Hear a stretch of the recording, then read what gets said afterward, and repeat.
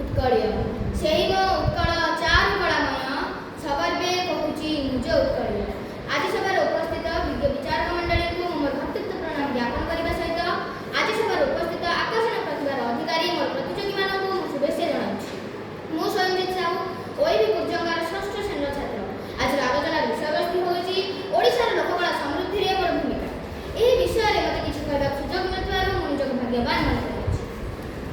महान मोर मातृभूमि उत्कल और महान यार ऐतिह्य परंपरा साहित्य संस्कृति तथा लोककला काहेकि कालरू आपणार समृद्ध लोककला पाई समग्र विश्वर दृष्टि आकर्षण करि पारिछि उत्कल। एही लोककला हेउछि गोटिए राज्य बा जनसमुदाय मानकर निजस्व परिचय।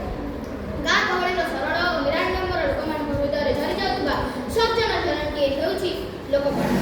पाला दासकाठिया घोड़ा नाच संबलपुरी छौ नृत्य घुमुरा ओडिसी परि लोकनृत्य जणाण चौदिशा परि लोकसंगीत रूपा तारकाशी चांदुआ प्रस्तुति पट्टचित्र बालिका शिल्प परि लोकचित्र और लोकशिल्प एपरि प्राय 471 लोककला समृद्ध आम राज्य ओडिशा। लक्ष्मीकांत महापात्रଙ୍କ ମଧ୍ୟରେ सुंदर मंदिर मंडित देश चारु कलावली शोभित देश पुण्य तीर्थ जय पूर्ण प्रदेश जननी जननी जननी। किंतु आज समय बदलुଛି मनुष्यर आचरण रे आसी जायछि घोर परिवर्तन। समय गतिक्रमे ओडिया जाति आज आपणार लोककला प्रति संपूर्ण विमुख।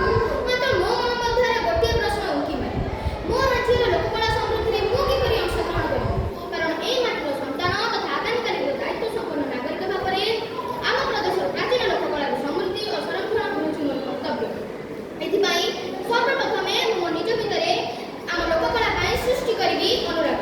कारण लोककला बंची रहिबा आम संस्कृति और यार विलय घटिले आम जातिर अस्मितार विलय घटिब। एथिसहित उत्कलीय परंपरा विषय निजे क्रियात्मक गवेषणा करिबि और विभिन्न पर्वपर्वाणी रे मध्य लोकमानकु लोककलार प्रदर्शन पाई अनुरोध करिबि। समाज गणमाध्यम रे यार प्रचार प्रसार को निश्चित कराइबि। पोशाक परिपाटी खाद्यपेय चालीचलन रे मध्य लोककलार गुरुत्व को देखाइबाक चेष्टा करिबि।